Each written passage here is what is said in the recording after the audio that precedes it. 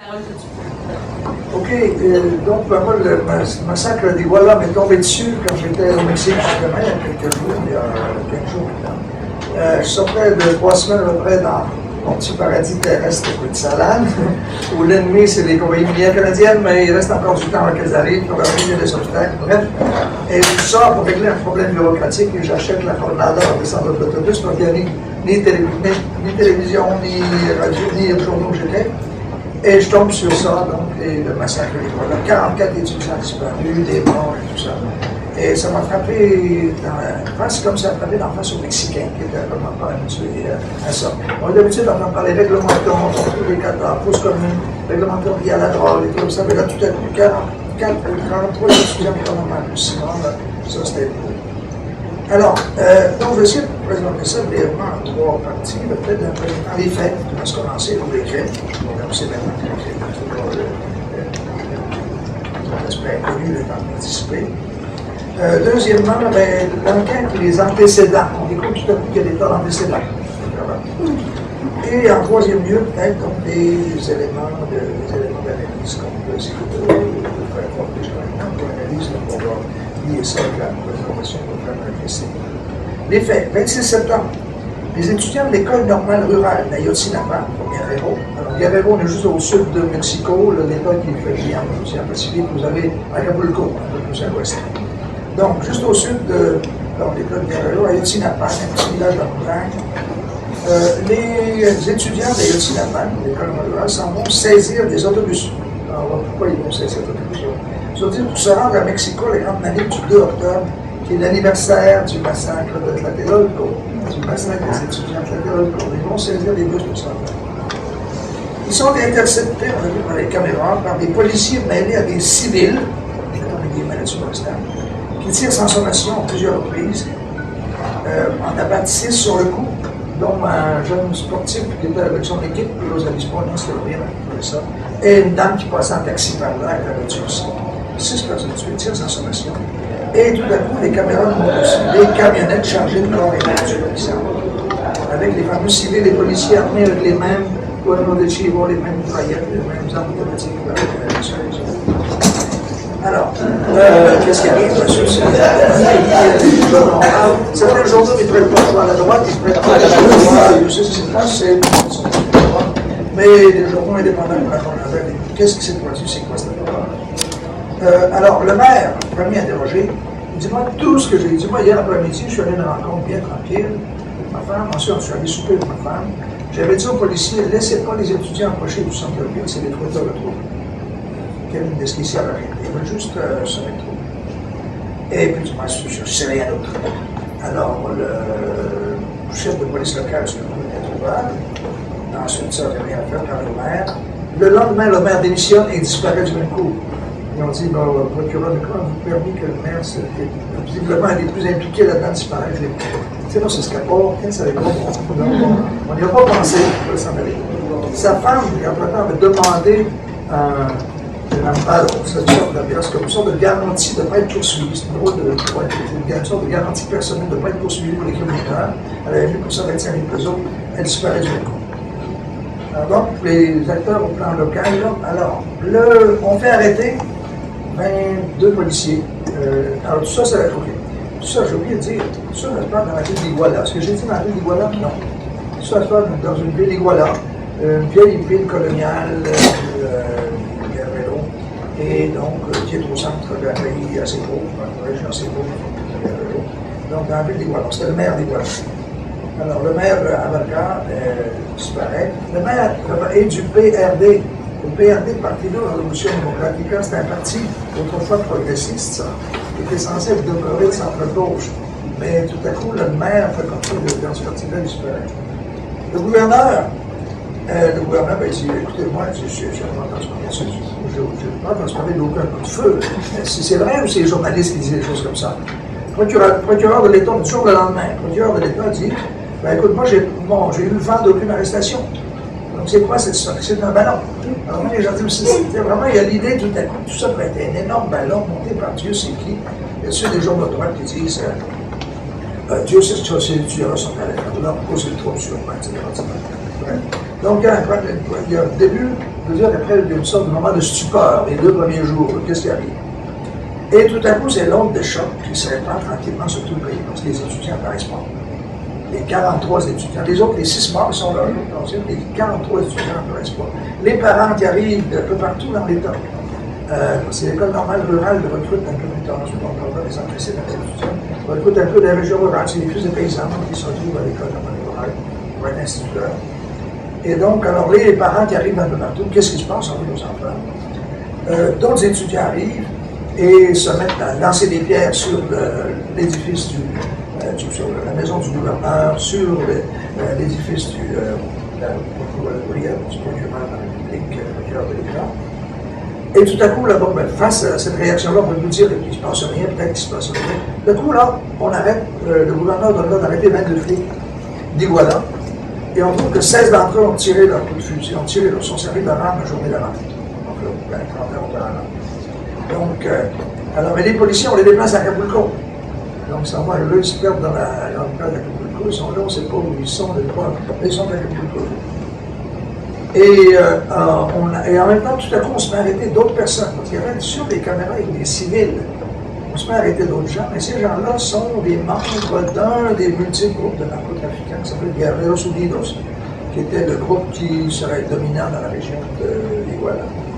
On arrête ces gens, visiblement on les cuisine, et tout à coup on dit ça y est, on l'a trouvé, et là tout à coup les journalistes de Pont se déplacent jusqu'à une colline collée, pas loin d'Iguala, où on découvre une fosse commune dans laquelle il y a 28 cadavres. Ces 28 cadavres calcinés, on avait vu des troncs d'arbres en dessous, des branches, donc ça, c'est pas une fosse où on tirait le monde, quelque chose de préparé qu'on trouve là. On en trouve 28, c'est pas 43. Alors là, on commence à fouiller plus. Là, il y a dans tout le pays, vous avez le nombre de chocs. Au même moment, à Mexico, les étudiants de l'Institut Polytechnique National, qui étaient en grève, parce qu'on voulait, dans le cadre des contre-réformes de l'éducation, on voulait leur réduire leurs années de scolarité, puis leur réduire leur titre aussi. Ils cessaient d'être ingénieurs, ils venaient des techniciens en ingénierie. Alors, ils sont en grève. Ils étaient en grève, tout à coup, le ministre de l'Éducation arrive, en voie de chemise. Écoutez, les jeunes, je vous ai compris. Vous avez raison, la directrice Ottawa vient de la congédier, le ministère attend. Alors, on vous donne tout ce que vous demandez. J'envoie le programme de notre communauté. Là, on va passer au cours, etc. Donc, tous vos membres, j'ai dit, tous vos membres sont tous raisonnables. Alors, on fait pas question. Alors, la presse de droite se déchaîne. Qu'est-ce qui arrive au service qui est devenu fou? Ensuite, on l'a laissé aller là, vers la télévision, dire aux étudiants qui peuvent demander ce qu'ils veulent. Alors, il se produit de plus en plus de choses comme ça. Donc, là, ça va dans toutes sortes de directions, on ne sait pas vraiment ce qui arrive. Donc, entre-temps, la femme du maire, le maire dit qu'il était avec sa femme à une cérémonie, et tout à coup, il y a le maire d'un petit village à côté, Coco, là, qu'on arrête. On dit, toi, tes policiers, là, ils sont tous de la narco. Il n'y a pas dit pour infiltrer. Et c'est sur les policiers de la ville, là, ils sont tous des narcotrafiquants. Il dit, moi, je ne peux pas prendre ça. Il dit, moi, je dois vous dire, le jour en question, je suis allé, par le journaliste, je suis allé à Iguala, à une cérémonie, il dit, c'était donné pour la Primera Dama, la femme du maire de dans ce cas-là, et c'était sur, qui est toujours par définition la femme du fonctionnaire, que ce soit le président, le gouverneur, le maire, est toujours président du DIF, le Desarrollo Integral de la Familia, un endroit où on doit voir des trucs comme ça, pour ça que les journalistes.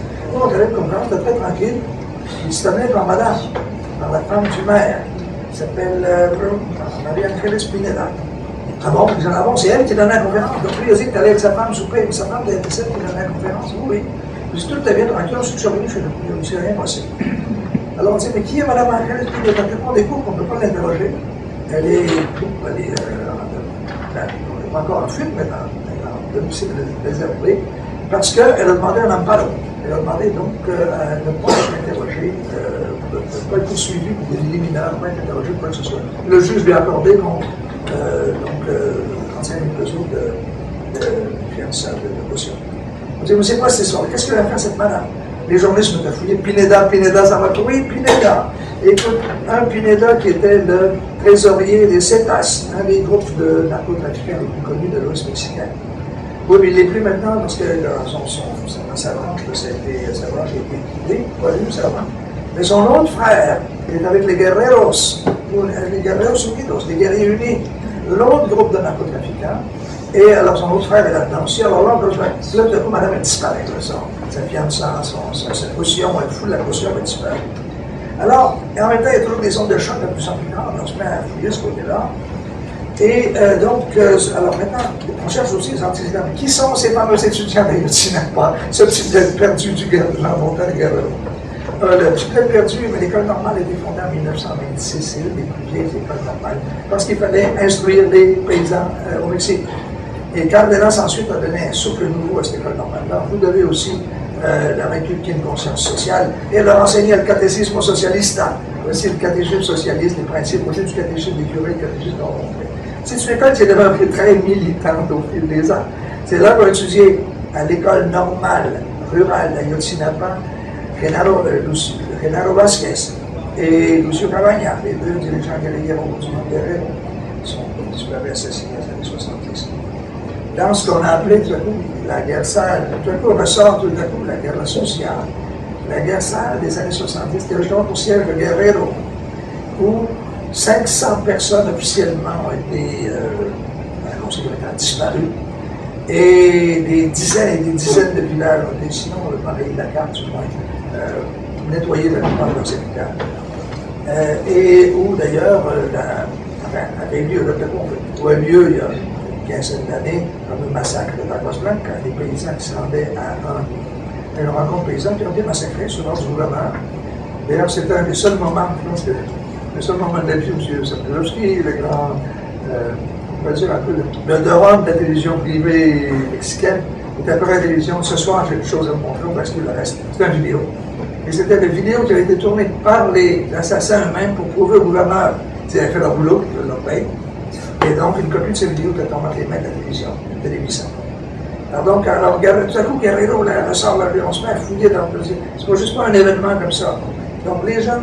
Alors, ces gens-là, c'est étudiants, donc les viennent de familles pauvres, la montagne, la Costa Chica et du centre de l'État. Ils se sont. Alors, ils ont eu des problèmes au fil des ans avec les gouvernements de droite. Avila Camacho, le premier président du gouvernement de droite, de Trois-Affaires, etc., qui cherchait à être déguisé dans les 50, a voulu fermer l'école, fermer le lycée ouvert de Mostaco. En 2007, tout à coup, le plus récent problème avec le gouverneur Torreblanca, un gouverneur du PRD, le premier gouverneur du PRD qui avait dans l'État, le deuxième, pardon. Le PRD avait été élu dans l'État pour changer les choses avec le départ du parti officiel de l'État. Alors, premier gouverneur avec lui, il veut couper les fonds, alors finalement il recule. Tout à coup, avec le gouverneur actuel, avec Aguirre, le gouverneur actuel, ça devient de plus en plus corsé. En 2011, encore une gentille de nos bourses, avec nos bourses, c'est 2,5 $ par jour, ça fait 15 ans que nous avons été ajustés, on n'arrive pas avec ça, ajuster les bourses. On prend un poste de péage. Alors, le gouverneur envoie la police armée avec l'ordre de les faire dégueuler. On en abat deux. Il y en a un autre qui lance une grenade lacrymogène qui fait sauter une station-service et le client, l'étudiant, donc il lance non, c'est un cocktail molotov. Je pense que je démarre ça, je suis dans l'émission. Non, c'est un cocktail molotov sur une station-service et il fait pousser vers là. Une enquête là-dessus. Maintenant, le gouverneur actuel, Gabriel Rivero, avait fait nettoyer la scène du crime quand arrivent les inspecteurs de police. Ils n'ont plus rien inspecté, tout est nettoyé, tout est propre, plus rien. Donc, plus rien dit. OK. Donc, ça, c'est sur les étudiants. Donc, les étudiants qui étaient très militants, viennent de milieux populaires. Habitués aussi dans une école où les étudiants et les profs disent on est là pour battre aussi, pas seulement pour donner des cours. Maintenant, alors, élément d'analyse dans lequel. Alors l'enquête s'embrouille. Donc, les médecins argentins qui ont été appelés par les organisations indépendantes sont habitués de faire des autopsies et de la médecine légiste, viennent, on dit on veut un truc parce qu'on dit c'est capable qu'on a trouvé si c'est des bons. D'abord, on ne laisse pas les médecins argentins s'en approcher. Je veux dire, on est venu ici, on ne peut pas s'approcher de la fosse commune. Et le gouverneur dit non, ce n'est pas les bons. C'est 28 autres cadavres qu'on vient de trouver, c'est pas ceux-là. Alors, où ils sont, c'est des cadavres de qui? Mon Dieu, c'est vos choses, l'enquête se poursuit. Donc, l'enquête s'embrouille de plus en plus. S'embrouille volontairement parce qu'il y en a qui cherchent à l'embrouiller aussi, mais en même temps que l'ordre de choc se répercute dans tout le pays. Il n'y a pas de réponse qui est apportée à personne. Les parents, les autres étudiants, il y a des grèves partout qui se déclenchent. Et donc, la situation avec cet événement-là, c'est comme une étincelle qui met le feu au bout. Il y a le feu au bout d'un coin. Le président, Peña Nieto, élu depuis 2 ans. celui qu'on appelait El Muñequito Lindo, et sa dame aussi. La première dame est disparue de circonstances mystérieuses, mais l'ancienne étoile de télévision qui l'a maintenant pour paraître Pastelli à la télévision. Donc, alors Peña Nieto, alors il a depuis 2 ans, et dès son entrée, contrairement aux attentes, il passe en vitesse, un pacto por México, pacte pour Mexique, avec l'accord des 3 principaux partis, le PRI qui est le sien, c'est le PRI qui a pris le pouvoir après 6 ans de parti d'opposition. Son parti, bien sûr, le PAN, parti de droite, de toute façon, différents politiques de droite. Et le PRD, à la surprise de plusieurs représentants de l'université, des choses, le PRD dit d'accord, le PAN pour Mexico. On a 3 grandes réformes, des contre-réformes, du travail, réforme laborale, donc la contre-réforme, la flexibilisation de la main-d'œuvre, mise à pied, facile, etc.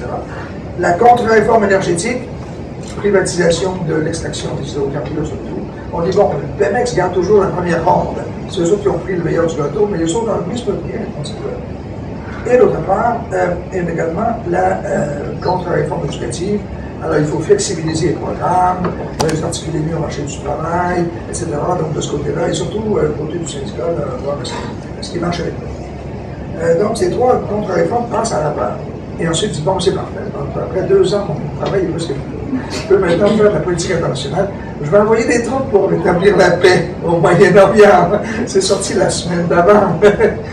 Donc, la paix dans ton pays, ça c'était réglé, puis s'apprêtait maintenant à aller, madame, sur la scène internationale. Sauf que les réformes partielles à la contre-réforme éducative et la contre-réforme énergétique sont celles qui suscitent le plus de grogne. La contre-réforme énergétique des régions paysannes et autochtones, puisque là maintenant c'est la chasse qui est ouverte. Et désormais, avec la nouvelle loi minière du Mexique qui est depuis 1994, cette loi-là, désormais le sous-sol appartient à celui qui a la concession. L'utilisation minière ou pétrolière du sol est prioritaire sur le sous-sol. Donc, alors, maintenant, on est dans la région. La région, c'est la contre-réforme énergétique qui est accrochée. Et les gens disent pas question ici, il n'y aura pas de minière. Et partout la région s'est tournée pour aller contre les minières. C'est une histoire. Et en même temps, les Pemex, même, ont eu peur, et dans la région où je travaille, ils disent bon, nous, on ne fait pas de forage de bord, parce qu'apparemment, les gens ont leur propre plan de développement. Ils n'ont pas besoin de forage, ils n'ont pas besoin de forage pétrolier pour ça. Mais donc, alors, on est dans une situation comme ça, le président lui s'apprête à entamer une brillante carrière internationale, ces 3 réformes sont passées, et là, il y a du trouble. Le trouble, il n'éclate pas au Guerrero, il éclate à Mexico, l'Institut Polytechnique National, celui qui avait lancé les événements, les soulèvements étudiants de 1962. En octobre, c'était le massacre, mais il a commencé au printemps. L'Institut Polytechnique National, celui dont dans le coup de la réforme, on dit, on réduit le programme, c'est désormais les techniciens d'ingénierie. C'est pas question, ils sont en grève. Au début, progression, et tout à coup, comme je dis, après les événements de Guerrero, tout à coup, le ministre dit, vous avez tout. Alors, j'analyse, on fait une piste d'analyse. Il y a beaucoup d'étudiants qui s'apprêtaient à arriver à Mexico pour le 2 octobre. Le 2 octobre est le triste anniversaire du massacre de Tlatelolco de 1968.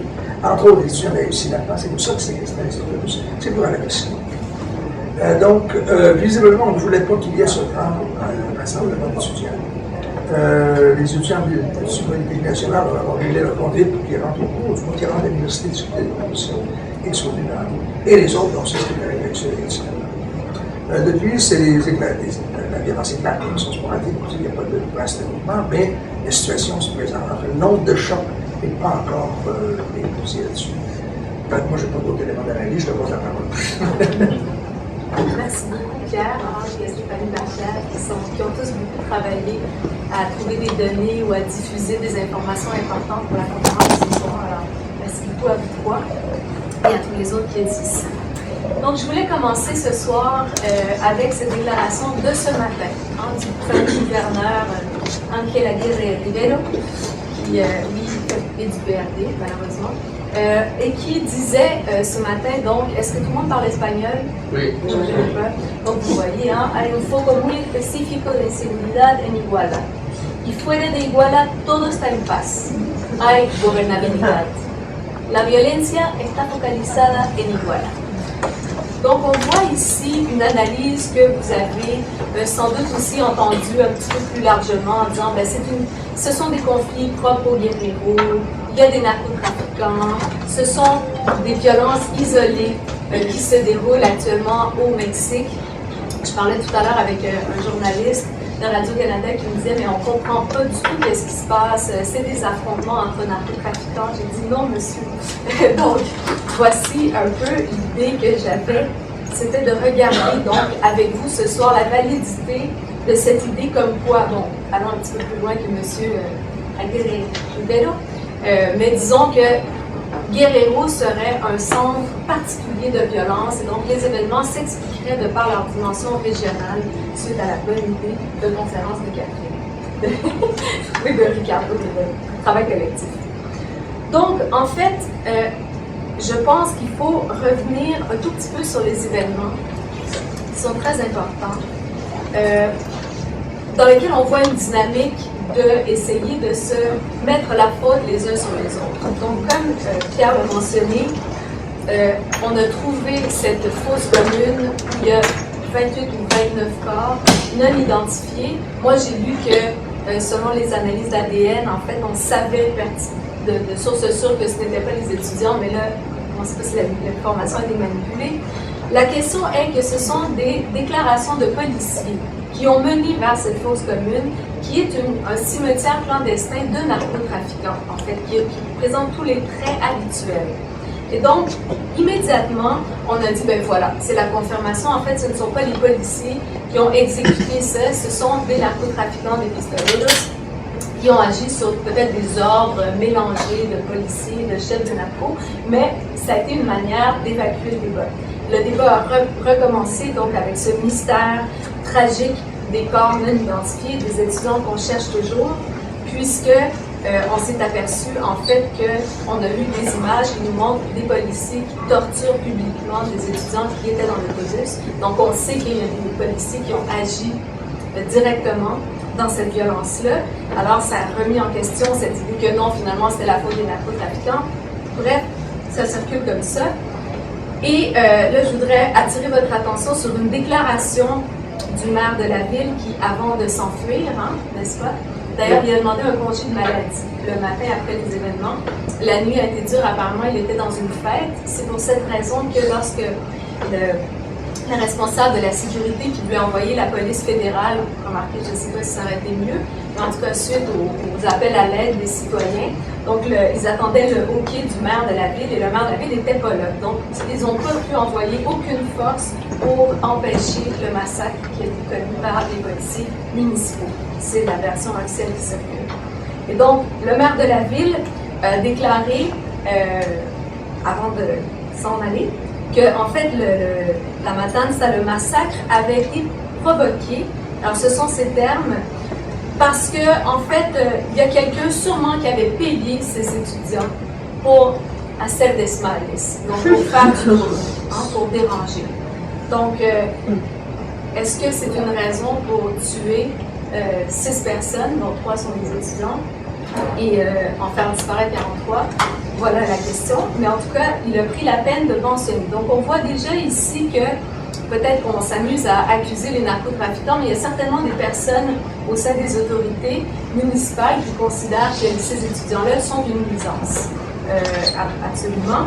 Et après ça, donc, il y avait une déclaration publique ce matin où les autorités locales et les députés, vous savez qu'une des luttes actuellement, c'est de demander que l'enquête soit menée par des autorités qui ne font pas partie de la structure de commandement au Guerrero, mais qui soient extérieures. Et monsieur le président Peña Nieto a dit non, je vous promets qu'il n'y aura pas d'impunité cette fois-ci, mais on va les laisser gérer ça. Il a encore déclaré ça ce matin, mais il n'y aura pas d'impunité, ne vous en faites pas. Et ce matin, donc, les députés et les autorités locales regrettaient que les familles des disparus aient perdu confiance en eux. Donc, encore une fois, c'est une manière de dire, donc ça nous fait sourire, moi aussi ça me fait sourire, mais c'est tragique parce que c'est une manière d'accuser finalement les familles des victimes d'être responsables du fait qu'on ne les retrouve pas parce qu'elles refusent de collaborer et de voir si elles pourraient aider à avoir des détails. Donc, il y a toute une mise en scène très importante dans cette histoire-là qu'il faut examiner pour comprendre ce qui se passe. Et donc, la question reste, après tous ces détails, est-ce que Guerrero est le cœur de la violence? Est-ce que ce qui s'est passé le 26 septembre est propre à la situation du Guerrero? Donc, j'aimerais discuter avec vous de quelques éléments J'ai combien de temps? Au moins 15 minutes. Wow. Merci. Vous n'êtes pas découragé un peu. Donc, j'aimerais qu'on regarde ensemble les conditions de possibilité de ce massacre de l'Iguala d'Ayotzinapa. Je crois que je le dis, malheureusement, je n'ai pas la fluidité en multiples langues autochtones que Pierre, malheureusement. Mais, donc, quelles sont les conditions de possibilité de ce massacre?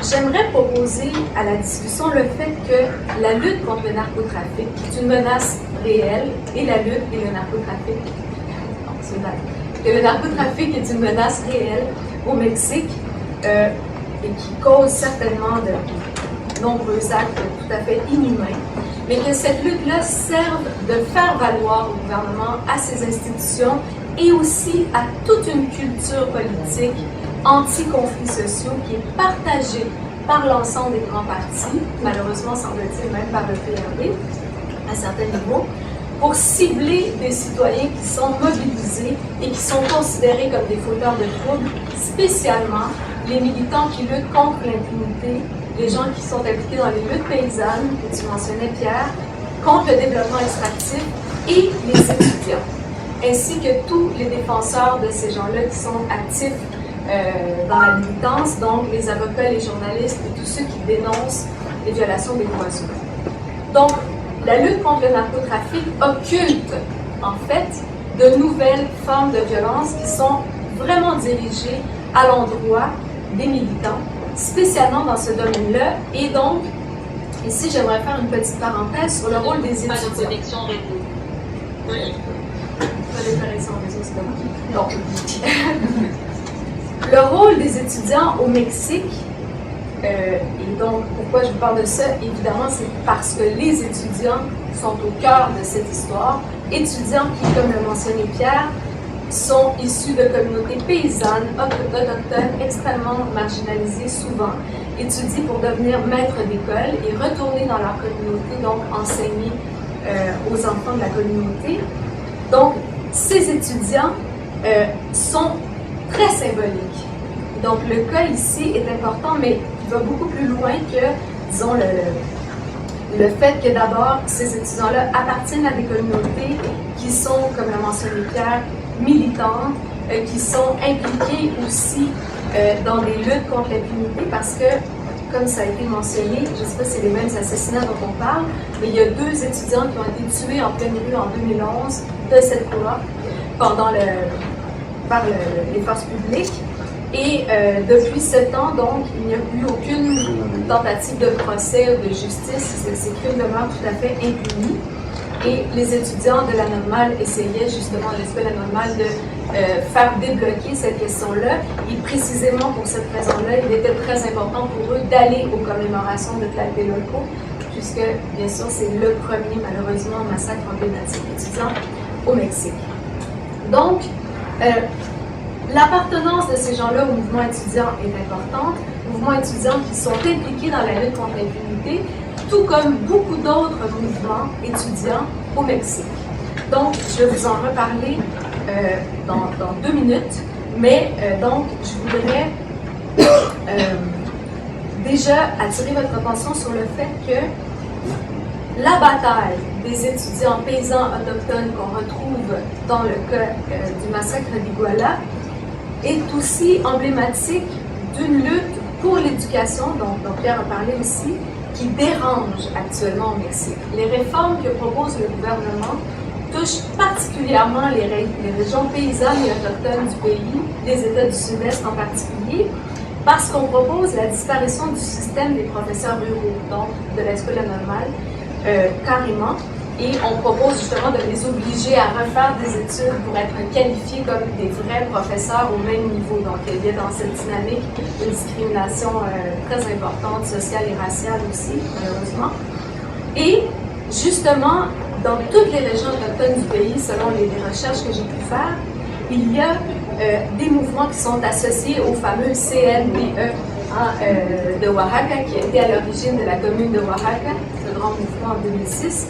Donc, il y a des des liens organisationnels entre les organisations étudiantes qui étaient actives dans le Guerrero et d'autres organisations paysannes communes, c'est-à-dire paysannes, autochtones et étudiantes qui font partie de l'ensemble de cette mouvance de lutte, disons à la fois étudiantes, autochtones et paysannes, dans plusieurs États du Sud-Est. Donc déjà là, on voit qu'il y a quelque chose qui dépasse le simple cas du Guerrero, tout en étant extrêmement symbolique et actualisé dans ce cas-là en particulier. La deuxième chose, donc là j'avais, oui, une autre petite page à montrer. Oui, c'est ça, c'est la citation. Donc c'est une citation de César Navarro Gallegos, qui a écrit justement, c'est un auteur qui dénonce la réforme de l'éducation, dont j'ai trouvé un très bon article dans le page de la Colmada, je vous invite à le lire, et qui disait effectivement, donc, ce qui s'est passé à Iguala réitère l'existence d'une persécution systématique envers les mobilisations sociales, communautaires, des professeurs populaires et étudiantes. Les homicides de dirigeants paysans, d'activistes sociaux, d'opposants politiques, l'emprisonnement de multiples leaders des mouvements en résistance sont une constante. Et selon lui, c'est un lien qu'il faut faire avec la période fameuse de la Guerra Sucia, où donc on a appliqué la doctrine de sécurité nationale pour lutter contre les mouvements armés, dont les Ejército de los Pobres, qui sont nés dans Guerrero dans les années 70, donc de 69-79. Ironie du sort, le rapport de la commission Vérité sur la Guerra Sucia, fait la lumière sur les pratiques qui ont été menées par les militaires, qui permettaient d'arrêter arbitrairement des civils sur base de soupçons, a été rendu public hier. Donc, il se passe vraiment quelque chose d'important autour de ça et on entend dans l'opinion publique, on voit des liens qui peuvent être faits entre ces pratiques, avec raison, malheureusement, comme je vais essayer de le montrer. Donc, je vais essayer d'aller un tout petit peu plus vite. J'ai pas suivi en compte le temps. Il reste Donc, un argument qui penche aussi en faveur du fait que le massacre du 26 septembre n'est pas propre à Iguala ou au Guerrero est le fait que parmi foule de militants qui ont été tués tels que disons, gravement atteints dans leurs droits humains, tel que le rapporte ici le professeur Navarro Gallegos, on trouve des populations vraiment dans tous les États du Mexique avec une forte concentration dans les États où les luttes sont les plus fortes. Donc, lutte contre les projets extractifs, lutte contre les positions de l'agro-business, et par hasard, donc, ce sont aussi des endroits où il y a de l'argent à faire, tout comme en Colombie, on voit les narcotrafiquants, les paramilitaires se battre ou s'installer dans les endroits où il y a un contrôle de ressources à avoir, c'est également le cas. Donc, si vous faites la cartographie des luttes des narcotrafiquants, ça tombe aussi bien, pas mal, dans certains États où il y a des luttes sociales importantes. Donc, c'est très facile de prendre le prétexte de la lutte contre le narcotrafic pour occulter ce qui se passe par ailleurs, bien qu'il y ait aussi une violation de droits humains, malheureusement, il y en a partout actuellement. Donc, j'aimerais aussi mentionner donc quelque chose d'important, si tu peux, non pas tout de suite, Atenco après, l'image Atenco. Mais il y a donc un autre aspect central à prendre en considération pour comprendre pourquoi est-ce qu'on en voulait tant aux étudiants d'Ayotzinapa. Cette raison, c'est la place prépondérante qu'ont pris les luttes étudiantes, notamment contre l'impunité depuis quelques années. Et j'aimerais à ce propos vous parler du cas d'Atenco et du mouvement de Soy 132, que plusieurs d'entre vous connaissent, que j'ai eu la chance de connaître encore mieux en faisant des entrevues l'été dernier avec plusieurs militants du mouvement au Mexique. Et donc, ce mouvement étudiant, je vous le rappelle, bien qu'il ait été aussi, disons, très important pour s'opposer à la candidature de Peña Nieto, mais a commencé par une dénonciation de l'impunité qui avait été concédée suite aux événements d'Atenco. Atenco, vous le savez, une petite ville dans l'État de Mexico, où le gouvernement avait projeté de construire un aéroport. Les luttes paysannes, avec beaucoup de difficultés, mais ont réussi à renverser finalement cette décision. Et en 2006, alors il y a beaucoup de gens qui disaient le gouvernement c'est comme ça de l'ojo, donc le gouvernement avait un désir de vengeance. Et en 2006, au moment de manifestations de petits marchands de fleurs, donc on a dit de dire, imaginez quelque chose de plus pacifique que ça, des petits marchands de fleurs, de cette manifestation, une opération militaire, on sait aujourd'hui, elle avait un nom de code, a été faite à l'encontre de ces gens d'Atenco, résultant avec des affrontements très graves avec la police municipale et la police fédérale. Et à ce moment-là, il y a eu 2 morts, il y a eu malheureusement 30 femmes qui ont été violées par les policiers. C'est un cas qui est devant la Cour interaméricaine des droits humains actuellement. Et lors de ces événements, Enrique Peña Nieto était gouverneur de l'État de Mexico. Il a défendu le travail des policiers en disant qu'ils vont rétablir l'état de droit contre les marchands de fleurs, qui sont très dangereux, comme chacun le sait. Et donc, à ce moment-là, il a vraiment défendu, cette fois-là, l'impunité ne semblait pas le préoccuper particulièrement. Donc, lorsque Peña Nieto s'est présenté à l'Université ibéro-américaine, où va se faire enseigner toutes sortes de carrières importantes dans la société mexicaine, l'élite des jeunes mexicains, donc une université très, très haut placée. Peña Nieto pensait qu'il y avait beaucoup d'appui. Quand il est rentré, les pancartes disant non à l'impunité, justice pour Atenco, fuera Peña Nieto, responde por tus actos. Et là, le pauvre est sorti en courant, accusé immédiatement les étudiants d'être manipulés par des groupes armés, terroristes, dangereux, influence internationale, les profs canadiens sûrement. Donc, bref, le lendemain, c'est comme ça qu'est né le mouvement de ce 132, puisque, comme vous le savez, les étudiants ont eu le courage de montrer leur carte d'identité et de dire « Moi, je ne suis pas un terroriste, je suis un étudiant et je demande justice. » Donc, cet emblème de l'impunité, de la lutte contre l'impunité est très important dans le cas d'Atenco. Je vais juste apporter 2 photos de murales pour vous montrer qu'il y a des gens à Atenco. Parmi ceux-là, il y a des gens qui ont purgé des années de prison pour les événements, donc qui ont été emprisonnés parce que, selon les lois de l'État de Mexico, occuper une voie publique, maintenant, c'est un crime important contre le bien-être de la nation, donc c'est criminalisé.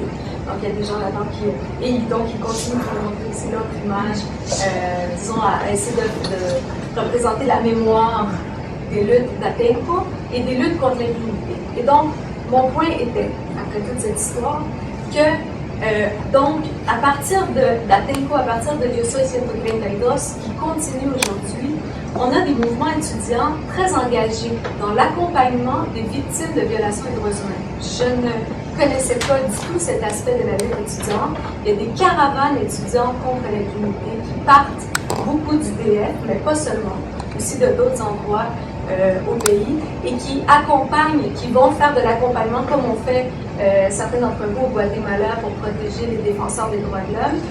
Ils font la même chose, ce sont des étudiants qui accompagnent les gens qui demandent justice pour essayer de les protéger ou leur donner une certaine crédibilité qu'ils n'ont malheureusement pas souvent quand ils n'ont pas le même statut social qu'eux.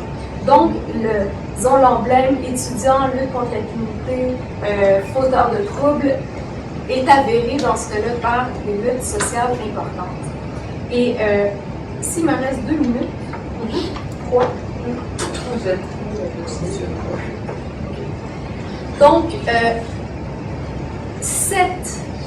Donc, ce cas emblématique, je crois, de Ayotzinapa est important à expliquer dans ce contexte où on a des mobilisations qui tentent non seulement de faire des changements sociaux, mais aussi de ramener, l'importance sur la lutte contre l'impunité, qui est vraiment un problème très grave au Mexique et qui se trouve renforcé depuis 2008. Alors, ça, c'était ma partie plus technique. Je vais essayer d'aller rapidement. Et donc, depuis 2008, le gouvernement a fait des modifications à la Constitution qui sont présentées comme importantes pour lutter plus efficacement contre le narcotrafic et la délinquance. Ces mesures-là, donc, permettent, si vous voulez, est-ce que tu peux passer à la... C'est ça. Donc, permettre des changements à la Constitution qui renforcent l'impunité des responsables de violation des droits humains en exercice de pouvoir, donc des membres de l'armée, de la police fédérale ou municipale, et en même temps restreignent les droits individuels et civils des personnes qui sont appréhendées sur la base de soupçons. Donc, vous avez une double logique qui converge actuellement pour vraiment renforcer l'impunité lorsque, par exemple, on a actuellement, les derniers chiffres qu'on a trouvés, de 2007 à 2011, plus de 1615 enquêtes concernant des crimes graves commis par des militaires à l'endroit des civils ont été demandées. Pas une enquête n'a été menée. Pas un verdict ou une enquête n'a été ouverte. Donc, on voit qu'il y a vraiment un refus de l'institution qui prend appui sur les nouvelles mesures qui, elles, si vous voulez, permettent que les militaires, comme je vous disais, dans le cadre de l'exercice de leurs fonctions, s'ils se trouvent à commettre des violations des droits humains, ne peuvent en aucun cas être jugés par un tribunal civil. Peuvent être jugés par un tribunal militaire, mais ce dernier prendra en considération d'abord la sécurité interne avant l'habeas corpus. C'est difficile à imaginer s'il y en a parmi vous qui sont juristes, mais c'est comme ça que c'est écrit justement dans ces réformes de 2008. Parallèlement à cela, donc, on réduit les garanties à la vie ou à la protection des personnes lorsque ces dernières sont soupçonnées d'appartenir à des groupes de délinquance organisée. Donc, sur la base de purs soupçons, vous le savez, plusieurs d'entre vous, vous pouvez être amené dans une casa de arraigo, c'est-à-dire un endroit où on vous séquestre littéralement entre 40 et 80 jours, jusqu'à 80 jours, si vous êtes considéré comme ayant commis un délit grave, ce qui est extrêmement large. Donc, toute personne faisant partie d'un groupe potentiellement dangereux, et là, c'est le danger de l'accusation de violence, narcotrafiquants, militants, fauteurs de troubles confondus, qui permet donc la détention de ces personnes-là sans communication avec un avocat ou qui que ce soit pendant jusqu'à 80 jours, ce qui a été dénoncé bien sûr par plusieurs instances, le comité contre la torture de l'ONU, parce que malheureusement c'est à ce moment-là que la torture, qui est une pratique institutionnelle dans plusieurs cas de commissariat au Mexique, est perpétrée. Ce qui nous inquiète profondément actuellement, espérant que nos 43 étudiants disparus ne sont pas morts, mais sont-ils dans une casa de arraigo? Et c'est possible, parce qu'ils pourraient répondre à la définition de personnes considérées dangereuses pour la sécurité publique et autres considérations qui sont mises de l'avant dans les procédures de criminalisation. Donc, ces dispositions que j'ai expliquées très brièvement, si vous avez des questions là-dessus, on pourrait y revenir, il y en a d'autres aussi, mais si vous voulez, ces dispositions facilitent la circulation d'un discours qui considère l'action collective comme une violence au même titre que le narcotrafic ou une autre menace. Donc, il y a une construction de la menace très floue et je crois qu'il fait partie des conditions de possibilité qui expliquent clairement le massacre d'Ayotzinapa. Donc, malheureusement, ce n'est pas un cas isolé au Guerrero. D'ailleurs, les milliers de cas d'enlèvement, par exemple, une augmentation de 300% des militants qui sont disparus depuis 2012. On a une cinquantaine de personnes, militants, écologistes, avocats, journalistes, féministes, etc., qui ont été enlevés, qui sont portés disparus. Et donc, ces cas-là, et les victimes de la violence, donc aussi des forces répressives, font partie donc de ces éléments qui peuvent paradoxalement être considérés comme des menaces. Donc je finis en une seconde, c'est promis, je vous jure, mais ça nous amène à poser la question, la possibilité qu'il y ait actuellement ce qu'on pourrait appeler une victimisation sécuritaire au Mexique. C'est-à-dire que le gouvernement mexicain, et vous avez vu, j'en ai discuté avec Benoît, le gouvernement mexicain est le premier à reconnaître qu'il y a un très grand nombre de disparus. Donc le chiffre le plus élevé de disparitions, 26 000 quelques, c'est le gouvernement mexicain qui l'affirme en disant « mais voilà, il y a un nombre extrême de disparitions au Mexique, mais en essayant de présenter cela comme effectivement des effets du narcotrafic. Donc, paradoxalement, les chiffres sont plus élevés pour le gouvernement, comme le fait remarquer Benoît, que pour des organisations de droits humains qui, d'ailleurs, ont beaucoup de misère à tout calculer dans la situation où elles sont. Cette présentation d'une violence inouïe de la société, elle est extrêmement importante pour le gouvernement pour légitimer ses stratégies de répression. Il présente en fait la population comme des victimes. Ce matin, Peña Nieto disait « Nous allons être forts contre la violencia venga de donde venga ». Donc la violence vient de partout, on est assailli par la violence, nous sommes capables de la prendre en main. Cette construction d'une société en proie à la violence issue d'elle-même, que le gouvernement est le seul capable de contrôler, c'est, je crois, le ressort idéologique qui permet de comprendre l'ampleur des massacres et des violations de droits humains auxquels on fait face aujourd'hui. Donc, l'État, en faisant semblant de prendre en charge la sécurité et en construisant la société comme quelque chose de dangereux, rempli de militants extrémistes qui veulent troubler l'ordre public ou fonder des guérillas comme M. Caban et ses disciples à l'école, est potentiellement donc très dangereuse et l'État doit protéger la société d'elle-même. Donc, on place les citoyens comme des victimes, paradoxalement, mais pas les victimes, disons, que les luttes contre l'impunité essaient de mettre à jour. Et finalement, donc, les manifestations de plusieurs milliers de personnes qu'on a vues dans les derniers jours, la grève générale qui est convoquée pour toutes les universités la semaine prochaine, le 22-23 octobre, je crois, et qui a déjà été commencée cette semaine, ils reconduisent le mouvement, nous montre qu'en tout cas, il y a une partie importante de la société mexicaine qui n'est pas dupe de ces manœuvres, de ces stratégies de construction de la victimisation de la société par rapport à elle-même. Et voilà, donc, c'est ce que je voulais discuter avec vous ce soir. Merci. Bon, ben, je vais juste continuer avec un court commentaire. Je me donne 5 minutes.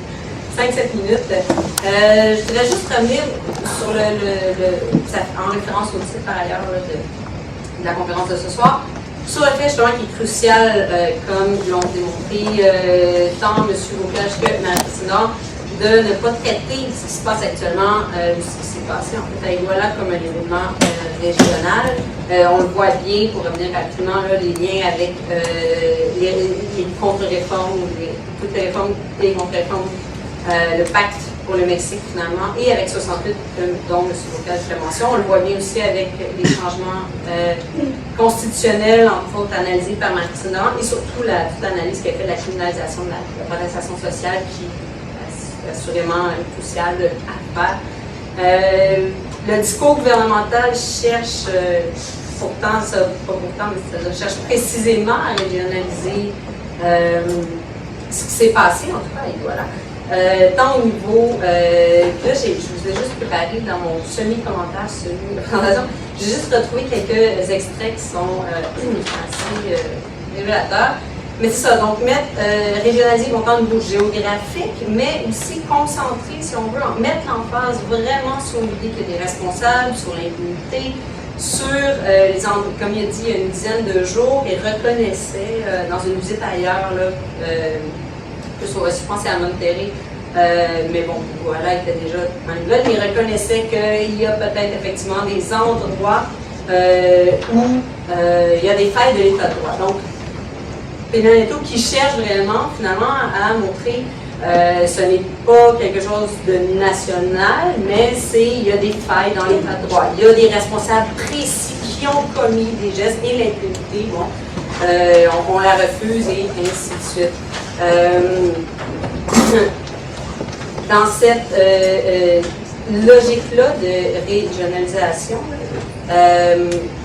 il mentionnait d'ailleurs le 9 octobre que c'est ça, qu'il s'agit d'un événement véritablement inhumain, en faisant référence au massacre d'Iguala, pratiquement un acte de barbarie qui ne peut caractériser le Mexique. Alors qu'on sait quand même que le taux de mortalité et d'enlèvement sont dans les plus élevés, surtout depuis l'entrée au pouvoir de Calderón, qui a mis en place tout un discours, tout un récit du combat contre la délinquance organisée qui permet à Peña Nieto maintenant de s'en distancer juste assez, en focalisant vraiment son discours, en tout cas les derniers jours sur les droits humains, c'est partout. La justice et les droits humains, c'est dans tout, c'est le cœur de ses énoncés, mais qui permet malgré tout de ne pas changer tant que ça de paradigme comme il énonce lui-même et de continuer dans cette logique-là où c'est vraiment un problème qui est extérieur au Mexique, à la nation mexicaine, c'est-à-dire un ennemi qui est extérieur à la nation mexicaine, qui vient corrompre les forces de l'ordre, que ce soit les policiers et autres forces de l'ordre, ou les politiciens, et ainsi de suite, et duquel il faut se débarrasser, duquel il faut lutter. Donc, il faut continuer ce combat-là, entamé par Calderon, mais duquel il se distancie par ailleurs, parce qu'il est extrêmement critiqué le combat contre la défense organisée de Calderon. J'ai ici deux phrases.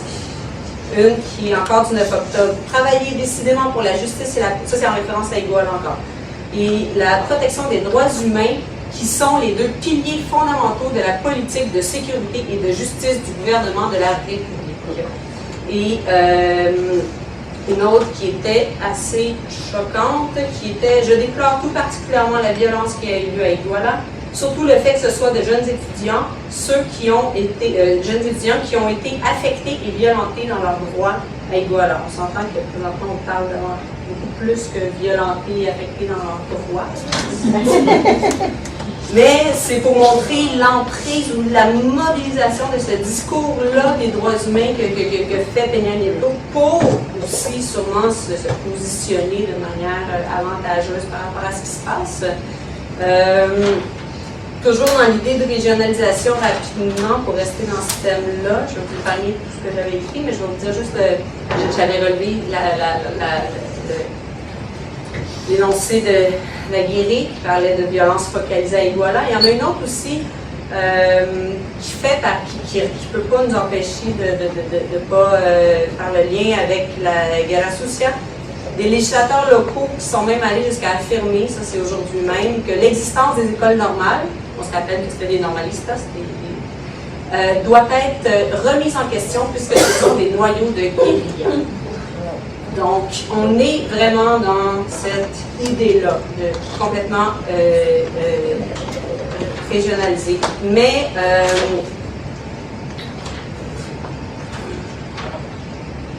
là où j'aimerais juste faire le lien, parce que j'ai pas le temps m'étendre, de toute façon, c'est pas le but.